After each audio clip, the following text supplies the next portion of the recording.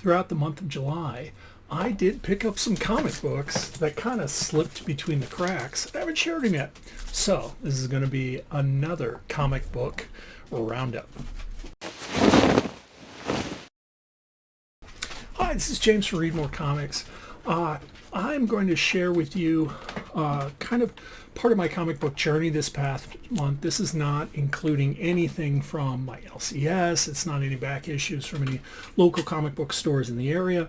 Though there are a few half-price books, it's really not even that.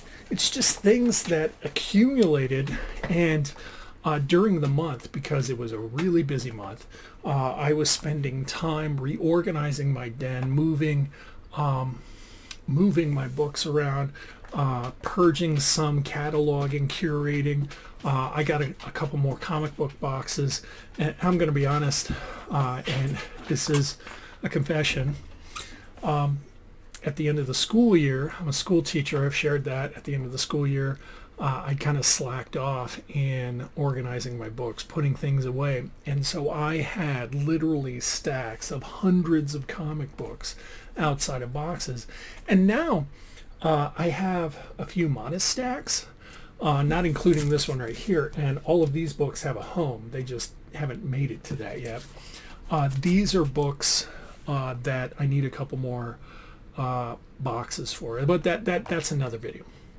So anyway, let me talk about the books I got. But before we get to that, please do, if you like listening to me prattle on, comment, like, subscribe, hit the bell in the corner so that way you get notifications anytime I post new content.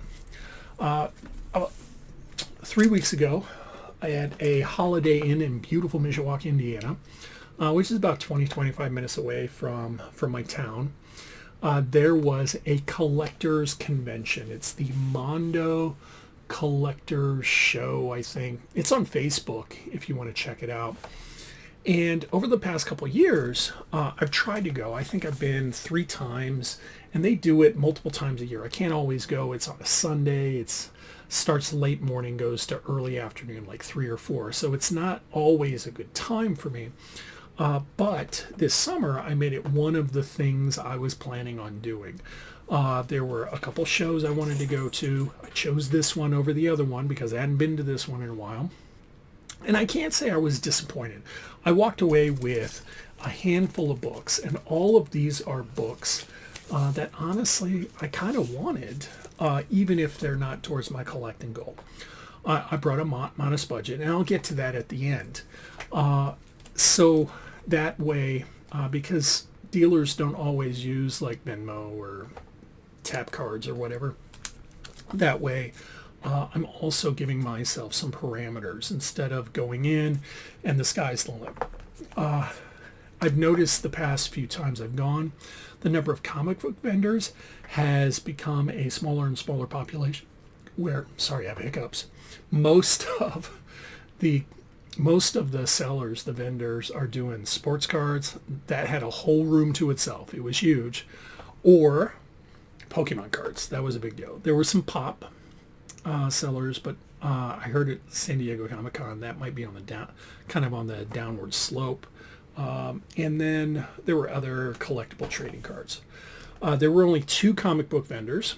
The first one, I got these 5 books. So let's kind of walk through. The first 2, these are Silver Surfer Volume 3. This title ended in 1998 with issue number 146. This is the final issue right here. And I was also able to pick up 145. And these are really crisp, clean books. I'm not unfamiliar with the De Mateus I've heard of. I haven't heard of any other member of the creative teams for these 2 issues, and it's kind of striking that and I can't give you any history, but the creative team from the 145 to 146 totally changes. Same with the cover artists. I do not recognize the names at all, and I didn't bother to look them up. These are a little bit valuable because it's near the end of the Volume 3 run, and the print runs must have been really, really low. I priced them out both on Key Collector. And I don't find Key Collector to be a good pricing tool, but it gives me a ballpark. I've looked at eBay sold listings. There was a comic book shop down in Indy that had some of these, but I'd already spent like my money on a bunch of other books, so I didn't pick them up. They usually go for about $20 to $25 a piece. So that was what I kind of walked in with this. He didn't have any other Fantastic Four books.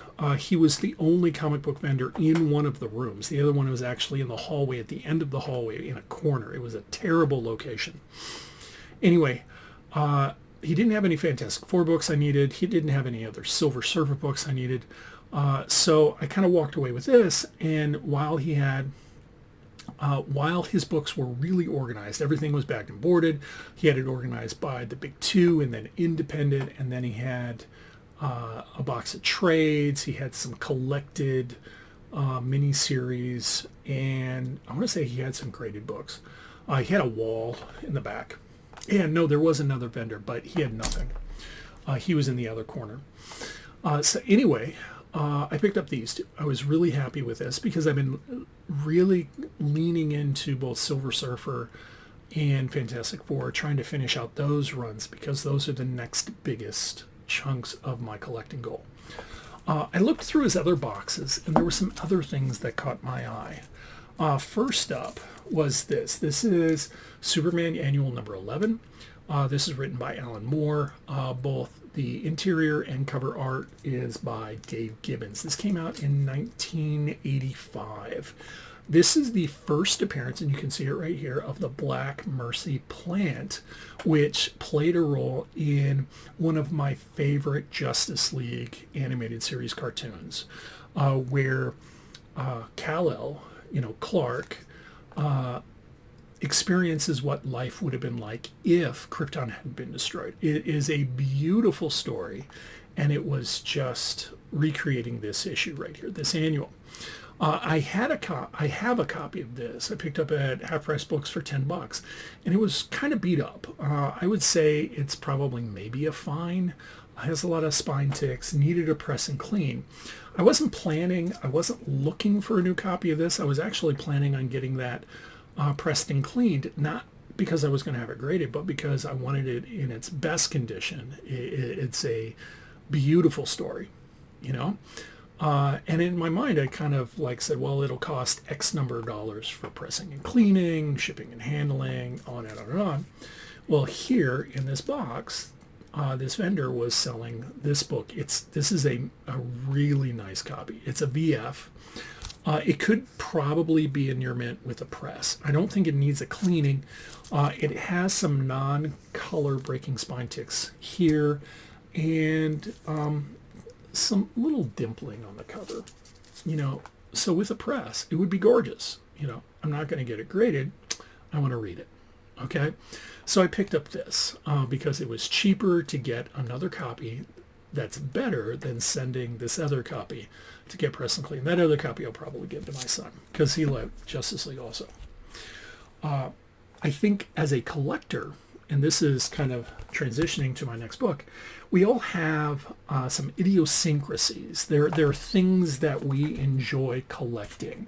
I was watching a fellow comic book YouTuber, Pocket Full of Comics. He's big into yellow comic covers and Christmas covers, and I think that's really cool.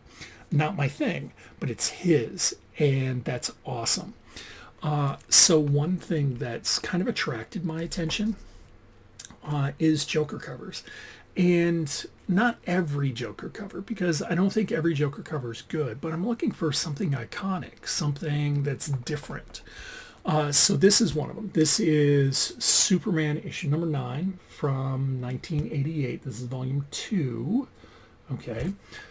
This is by John Byrne. And in this issue, Joker goes to Metropolis. I just thought that is a cool cover. I've been looking for it, hadn't been able to find it. He had it in kind of a $5 box, flipped through it, had this book and a couple other ones that I ended up picking up.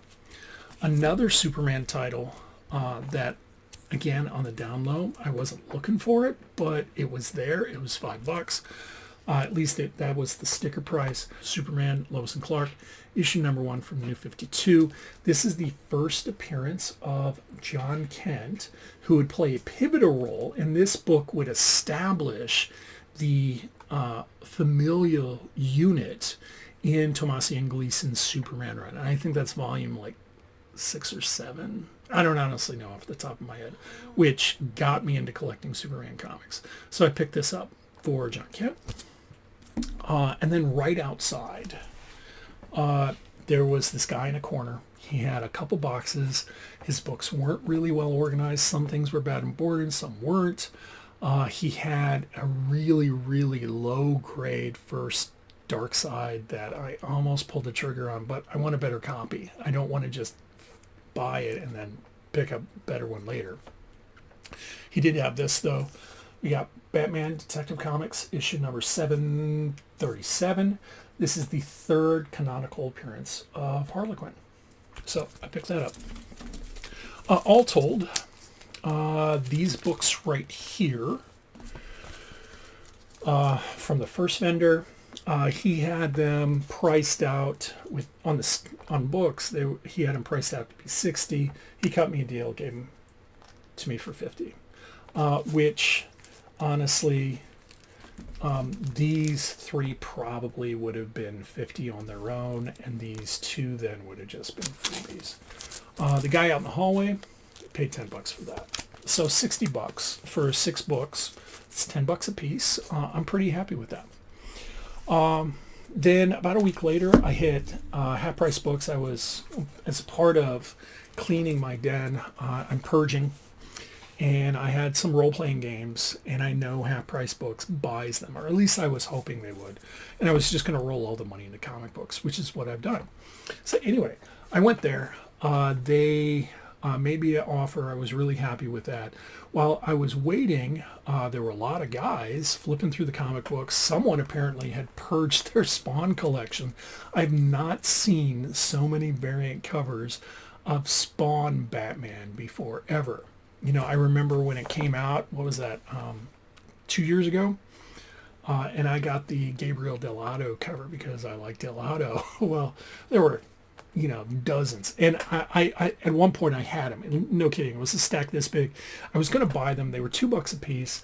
I wasn't buying them for the Spawn book. I was buying them because they were all in Mylars. So I was like, well, the Mylar is worth it on its own. Anyway, I ended up putting all those back because I came to my senses and went, you're cleaning out your den. You're trying to get your collection manageable. You want to focus on what brings you joy. None of those would have done it. So I went over to the other side, and I'm just kind of working through the alphabet.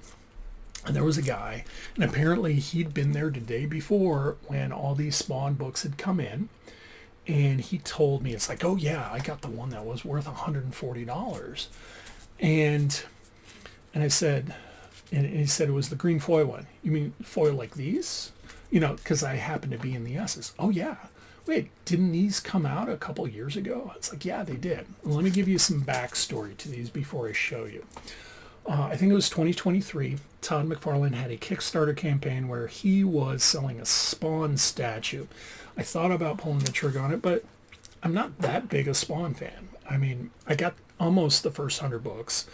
I'm a Gen Xer. I read it when it came out. I liked the first 100 stories, but after a point, I lost interest. I think this might be sacrilege. McFarlane had a really cool concept where he had the countdown timer and everything, and then he realized that he would have to end the story. And when he didn't end it, I kind of fell away from it. Anyway, so he had this Kickstarter campaign. Based on the tier, you would get a reprint of Spawn, issue number 1, and it would be a special one. The first one we got right here. This is the silver foil. This is supposed to be the modern Spawn. Both of these are by Todd McFarlane. We got black and white ink and pencil sketch.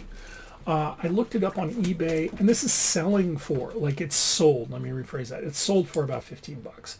So $2, I'll buy it, and I'll decide if I want to keep it or not. If I don't want to keep it, I can flip it for 15 bucks and buy more comic books. I don't want to become a dealer, but I'll let the hobby pay for itself. Then they had the red foil, which this is the, I think this is the classic. I don't honestly know. One's supposed to be modern, one's supposed to be a throwback. Again, Tom McFarlane. It's red foily. So we got the red foil border, red foil up at the top. This one right here sells or has sold for $45 in the month of July. So I'm going like $2. I'll pick it up. I think I disappointed the guy, but he got the green foil one, which is apparently $140. And then they had this right here. It's just a sketch variant. I didn't realize I already had one. My wife and dog are arguing with each other. With those proceeds, after seeing the Superman movie up in Niles, Michigan, where they have a really nice theater, I went to an indoor flea market. It's the Pickers Paradise Antique Mall in Niles, Michigan. And there's a vendor there. It's the Henchman Trading Company. He's in, what do you want to, stall number 67. He's also on Facebook. Anyway, super organized, really laid out well, bins. Everything is bag and boarded. He had wall books, on and on and on. And there's probably, I saw at least one other comic book seller. There's probably more than that, but I only gave myself kind of a window because I didn't want to be there all day. They had one book I needed. This is Fantastic Four, Volume 1, issue 353. First cover appearance of Mobius and Mobius, and first full appearance of Mobius and Mobius in story. This was listed for 15 bucks, which I thought was reasonable. I've seen it on eBay, and with shipping and handling, this was a deal. They didn't have any other books I needed, none of the DC New 52 stuff, no Silver Surfer. Conan's always a fallback. All the Conan books I already had, but he did have a stack of Aquaman. So I was able to get this miniseries. This is Aquaman Time and Tide. It's issue number 1, 3, and 4. And this is supposed to retell the origin of Aquaman, kind of the modern Aquaman. So now that I have the whole mini, looking forward to reading that.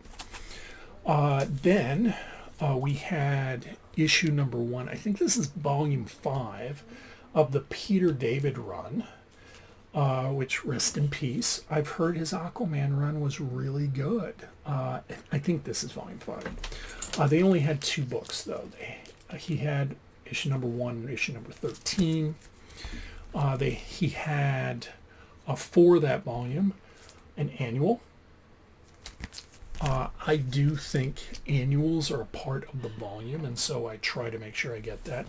And this is, I think, a part of, it's supposed to be a part of volume 6, but DC retroactively separated it. So this is titled Aquaman Sword of Atlantis, but it's numbered. The numbers are continuing from the volume 6 run. So we got 41, 43. I love the color on this issue. 45, 48. This is a super cool cover. Love the use of watercolors. So we have 50, 51, and 57. So for all of these, and we're looking at 2, 4, 6, 8, 9, 10, 13, 14 books. I paid 38 bucks, which makes it like between $2 and $3 a piece. And for me at this point, $2 or $3 a piece is the new dollar book. Anyway, so those are my pulls. not my pulse, I'm sorry. Those are the books that I've picked up on the side in the month of July. I hope you enjoyed listening to me prattle on. If you saw anything that was a great deal, please leave a comment. Let's have a conversation about that. If you thought I paid too much for some of this, leave a comment. Let me hear about it. I appreciate you listening this far. Please don't forget to like, share, and subscribe. And don't forget to read more comics.